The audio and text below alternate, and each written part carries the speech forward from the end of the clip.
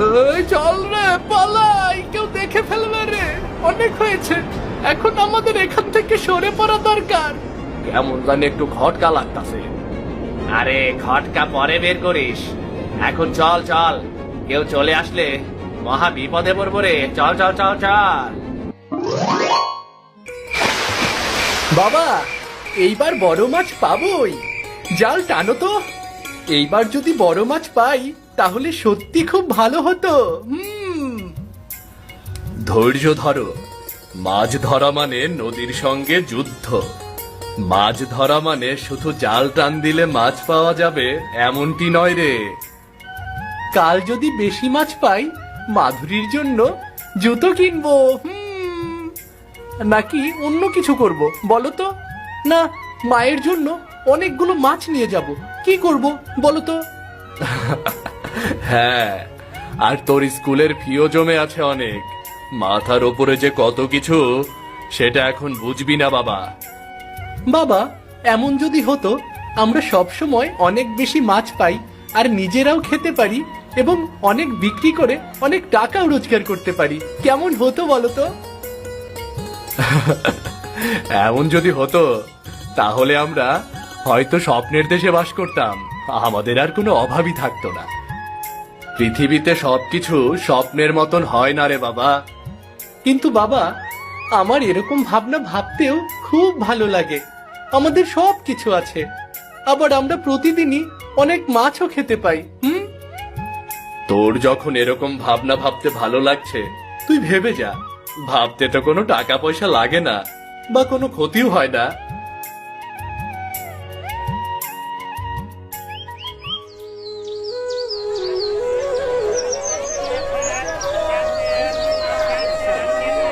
এক মন মাছের দাম কত বাপু? দাম বেশি বলো না কিন্তু, দাম কম বলো, জিনিসও ভালো দিও। 400 টাকা কেজি। নদীর স্বাদ পাবেন। এই মাছ ভোরে নদীর কাছের বিল থেকে তুলে এনেছি। এই শিবু, শহুরে মহাজনের লোভ দেখিস না, পরে কিন্তু বিপদে পড়ে যাবি। নিজেকে শহুরে মহাজনের মতো দেখছে। আমাদের কাছে না জিজ্ঞেস করেই অনেক দাম কমিয়ে দিচ্ছে। বাবারে বাবা। আমি দেবো 450, কিন্তু প্রতিদিন এত মাছ চাই। প্রয়োজনে এর চেয়ে বেশি নেব, কিন্তু মাছ এমন তাজা দিতে হবে। চুক্তি হয়ে গেল। আমার থেকে কখনো খারাপ জিনিস পাবেন না। হয়তো কম টাকা লাভ করব, কিন্তু ভালো জিনিস দেব। হ্যাঁ, ঘটনা সত্যি। শহরে এইসব মাছের কিলো বিক্রি হয় 400 থেকে 600 টাকা। সেখানে আপনি তো বেশ সস্তাতেই আমাকে হিসেব করে দিচ্ছেন। কারণ আমার বেশি লাভের দরকার নেই। কম লাভ করে ভালো জিনিস দিয়ে যদি সবার কাছে ভালো হয়ে থাকতে পারি, তাহলে সবাই মন থেকে আমাকে খুঁজে বের করবে, মনে রাখবে আমাকে।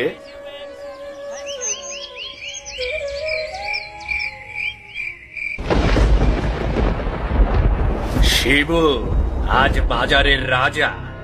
ওর নৌকা ডুবাতেই হবে। ব্যাটটা বেশি বার বেড়েছে ব্যাটটায়। আমি সব সময় বলি, অতিবার বেরো না, ঝড়ে পড়ে যাবে ব্যাটটা। প্রফুল্লদা, শুনলে? গোবিন্দ দাদার কথা মতন কাজ করলে তো গ্রাম ছাড়া হতে হবে। আজ রাতে কি করে নৌকা ভাঙবে? ধরা পড়লে কিন্তু মহাবিপদ। প্রফুল্ল রে, টাকা দেব টাকা। শিবুর নৌকা আজ রাতেই ভাঙবো। আর মহাবিপদ তো তখন হবে যখন শিবু ছাড়া আর কারো কাছ থেকে মাছ নেবে না লোকেরা, আর মাছের দাম অর্ধেক কমিয়ে দেয় তো শিবু। না, এমন হলে তো সত্যি মুশকিল। শিবুর জন্য অন্য লোক কেন দাম কমাবে মাছের? এর একটি সমাধান তো করতেই হবে।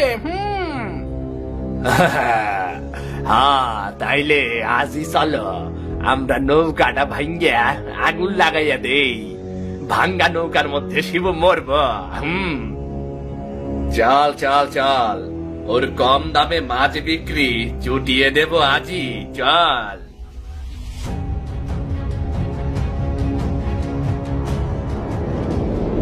শিব, তোর অহংকার আজ শেষ রে শিব। ভালো মানুষ সেজে থাকিস তাই না, সেটার সাজাবে একেবার। কি দরকার তোর সবার সামনে ভালো মানুষ সেজে অন্যকে খারাপ বানানোর? এখন দেখ খারাপ মানুষ কাকে বলে, দেখ দেখ।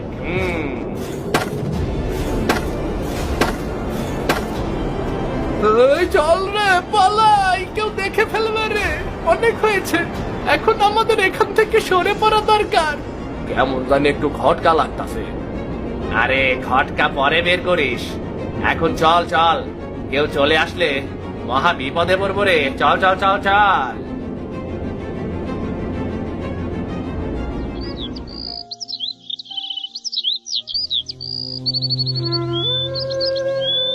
বাবা, বাবা, এটা কি করলো বাবা? এমন মানুষ কি করে করলো বলো? আমাদের তো কোনো শত্রু নেই বাবা, কোনো শত্রু নেই। শত্রু থাকা লাগে না রে বাবা, শত্রু নিজেরাও অনেক সময় তৈরি হয়ে যায়। ভেজাল মুক্ত মানুষের শত্রু কারা তারা নিজেরাও জানে না। নদী মায়ের পরীক্ষা, আবার পারলে নৌকা ঘুরবো। কিন্তু মা তো আর সহ্য করতে পারবে না। মার শরীর তো এমনিতেও ভালো না, তাও কয়েকদিন ধরে মায়ের শরীরটা খুব ভালো মনে হচ্ছিল। এসব শুনলে আবার অসুস্থ হয়ে পড়বে মা। দেখি যতদিন সম্ভব তোর মায়ের থেকে এগুলো লুকিয়ে রাখবো। তুই ঠিকই বলেছিস, তোর মা এসব সহ্য করতে পারবে না। তোর মায়ের শরীর একদমই ভালো না। বাবা, মা তো আমাদের মুখ দেখেই বুঝে ফেলবে আমাদের যে কোনো একটা সমস্যা হয়েছে বাবা। তাও আমি কিছুতেই স্বীকার করব না মায়ের সামনে, কিছুতেই না। জেলে কখনো হার মানে না রে। জেলেদের জীবনের প্রতিটা অধ্যায় হচ্ছে নতুন নতুন পরীক্ষার। এই পরীক্ষায় আমাদের পাশ করতেই হবে। বাবা, আমরা কি পারবো এসব কষ্ট থেকে, দুর্দশা থেকে কোনোদিন উঠে দাঁড়াতে? নাকি আমরা এই নদীর পানির মতো একদিন ভেসে যাব? এসব নিয়ে আমি ভাবি না, কপালে যা লেখা আছে তাই হবে। অত কিছু ভাবলে আমাদের জীবন চলবে না রে, আমাদের জীবন একবারে চলবে না।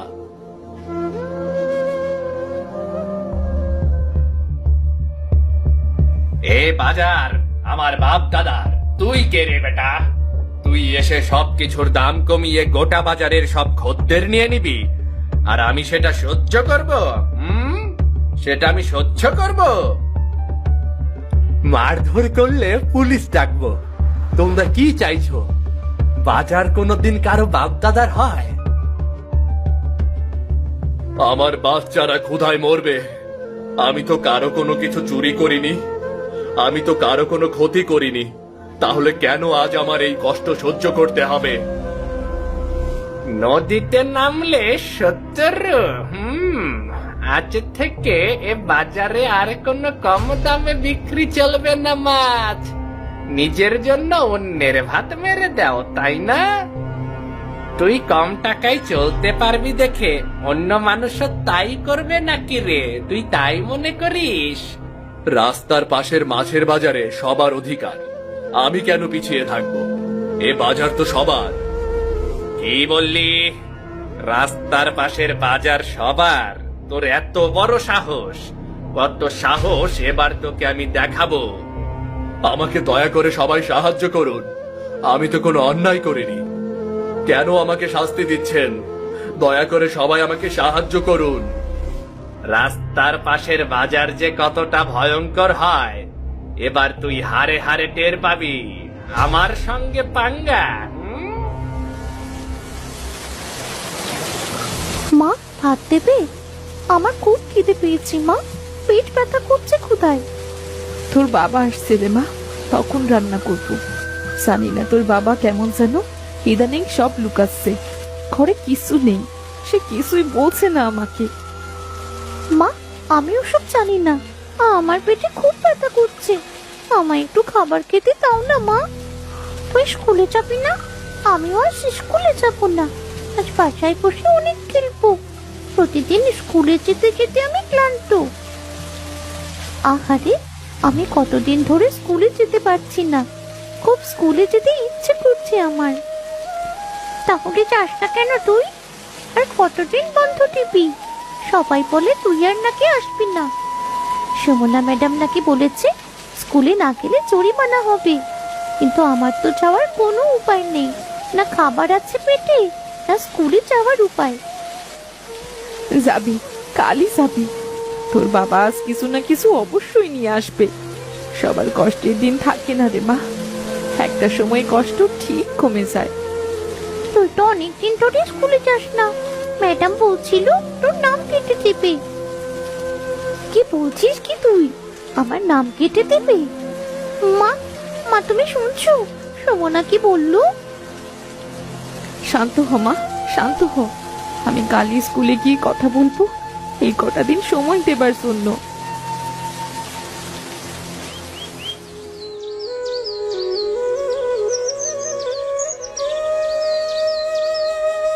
নাও 5,000 ফেরত দিও যখন পারবে। অনেক চেষ্টা করেছি তোমার স্থান পাকাপোক্ত করার, কিন্তু কিছুতেই দিল না গোবিন্দ। তোমারও তো সংসার আছে, আর কত করবে আমার জন্য? যতটা করেছো সেটার টাকা হয়তো একদিন শোধ করে দেব, কিন্তু এই ঋণ আমি কখনোই মেটাতে পারবো না। গরিবে গরিবে ভাই, নাও নৌকা মেরামত করো, আর ঋণ শোধ করতে হবে না। বাচ্চাদের পেটে খাবার নেই, ঘরে অসুস্থ স্ত্রী, যাও গিয়ে তাদের খেয়াল নাও, যাও। জীবন দিয়ে হলেও শোধ দেব।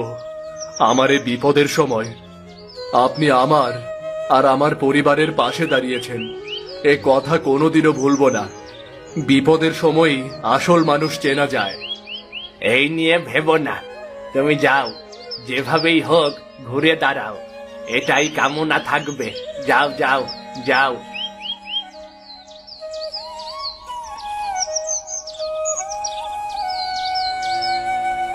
তোর এত বড় ক্ষতি কেরাই করলো রে?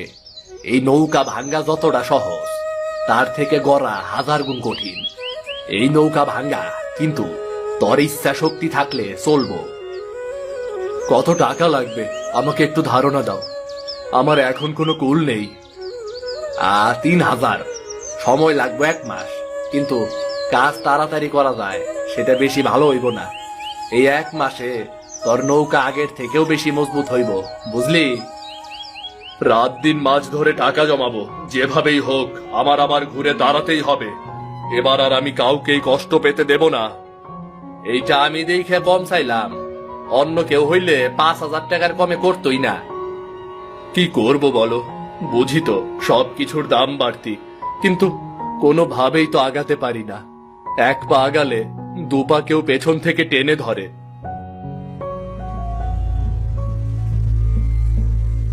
এইটা বেচে টাকা নিয়ে আয়। এটা তোর দাদির স্মৃতি। তোর দাদি আমাকে দিয়েছিলেন যখন আমি প্রথম এখানে এসেছিলাম। এখন তোর দাদির স্মৃতির সঠিক ব্যবহারের সময় এসেছে। মা, আমি কোনোভাবেই তোমার থেকে এটা নিতে পারবো না, আর এখন থেকে আমি কষ্ট করে যাব। তোমাদের কষ্ট একটু হলেও কমবে। না রে বাবা, তুই কেন কষ্ট করবি? এত ছোট বয়সে কেউ কষ্ট করে না বাবা। এই সময় মানুষ শুধু পড়াশোনা করে, আর তোরা? আমি প্রতিদিন পত্রিকা বিলি করব, দিনে 20 টাকা করে পাবো, মাসে 600 টাকা। কিছু না পাওয়ার থেকে এটা পাওয়া অনেক ভালো মা। বাবা রে, মাত্র এই কটা টাকাও অনেক সময় অনেক কাজে লাগে, কিন্তু তোর কাজ তো এখন এসব না। মা, এখন কষ্ট করি, একদিন হয়তো আমাদেরও সুখের দিন আসবে। আমাদেরও একদিন কোনো কষ্ট, কোনো দুঃখ থাকবে না। তোর বাবা হার মানেনি, আর আমরাও মানব না। কষ্ট এখন আমাদের সঙ্গী। অত সহজে কষ্টকে ডেকে ওরা আমাদের দুর্বলতাকে ধীর করে ফেলবে। কষ্টকে একদম ছাড় দেওয়া যাবে না।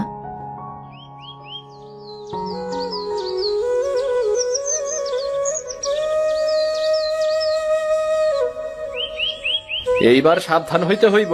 গোবিন্দ কিন্তু আবারও চোখ রাঙাবো, কিন্তু এইবার আর দুর্বল হইলে চলব না। এইবার তোমারে সব বাধা পারাইয়া সামনের দিকে আগাইয়া যাইতে হইব। আর কেউ আমার সংসার ভাঙতে পারবে না।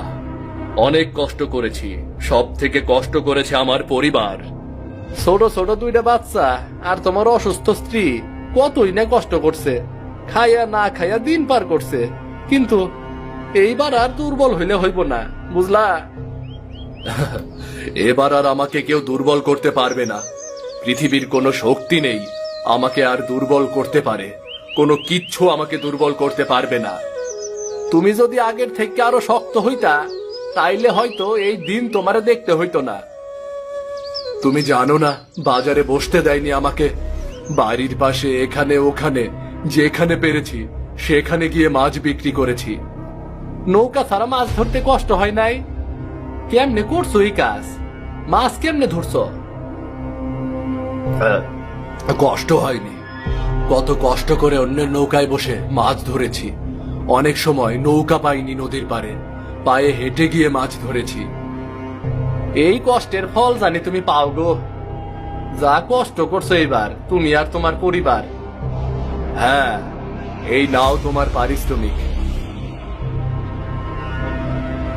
আমি এবার চলি। হা যাও, যখনই প্রয়োজন হইব আমারে মনে কইরো। যতটা পারমু তোমার পাশে থাকার চেষ্টা করমু, বুঝলা?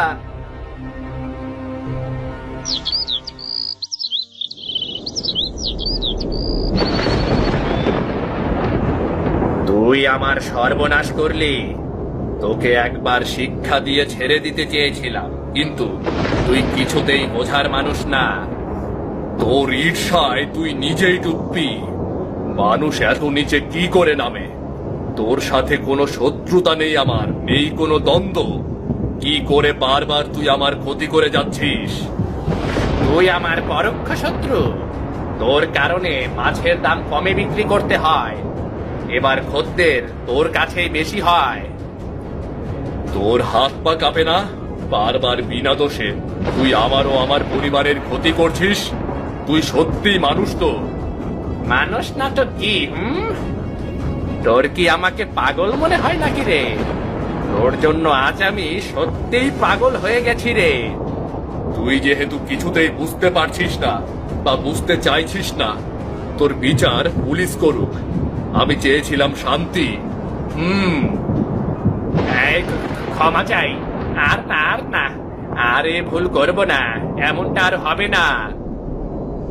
গ্রামের শান্তি চাই, এই কারণে কোনো লড়াই করি না। কিন্তু তুই বারবার গায়ে পড়ে অশান্ত করিস। তুই আমাকে কেন কেন করিস? আমার সবকিছুতেই তোর কি সমস্যা বলতো? হ্যাঁ, অন্যের খারাপ না করে একটু সময় নিয়ে নিজের ভালো করা নিয়েও ভাবতে থাকো। এমনিতেই ভালো হবে।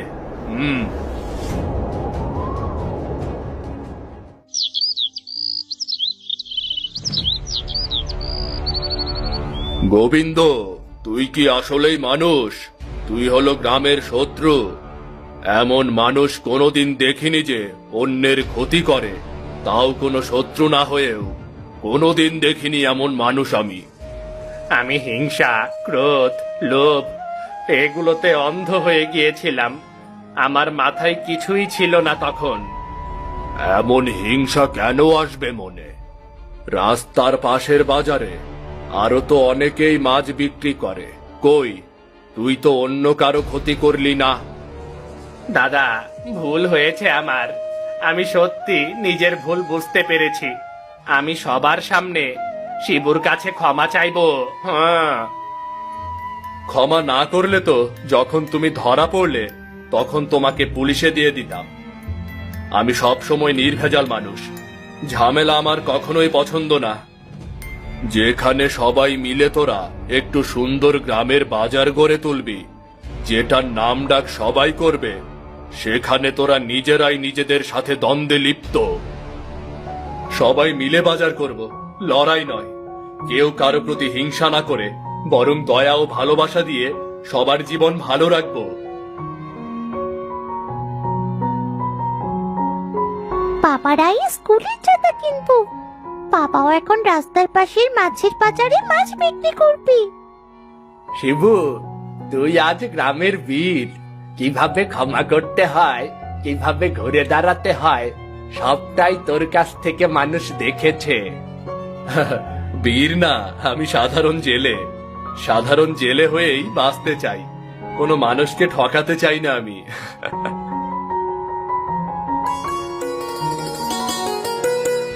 আমি বড় হয়ে শিক্ষিকা হব, সবাইকে সৎ শিক্ষা দেব, কোনটা ঠিক আর কোনটা ভুল সবাইকে শিক্ষা দেব, সবাইকে ভালো মানুষ হতে শেখাবো।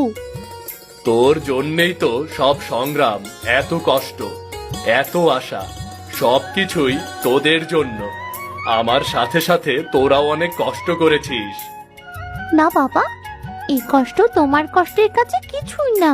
আমরা সবাই সবার দিকটা না বুঝলে কি হবে বলো? মারে, ঠিক মতন পড়াশোনা করিস, আর সব সময় ভালো হয়ে থাকবি। আজ মাছের দাম ভালো, আজ যদি মাছের ভালো দাম পাওয়া যায় তাহলে মাধবীর জন্য জুতা কিনবো। ওর জুতো জোড়া একদম নষ্ট হয়ে গেছে। না মা, আমার কিছুই লাগবে না। তোমরা আমার স্কুলে যাওয়ার ব্যবস্থা করে দিয়েছো, আমি এতেই খুব খুশি। দেখলে মাধবী, আমাদের মেয়েটা কত বড় হয়ে গিয়েছে, আমাদের কষ্টও বুঝতে শিখেছে। শুধু আমাদের মেয়ে না, আমাদের ছেলেও কত কষ্ট করেছে, পত্রিকা বিলি করেছে, যে কাজ পেরেছে সেটাই করেছে।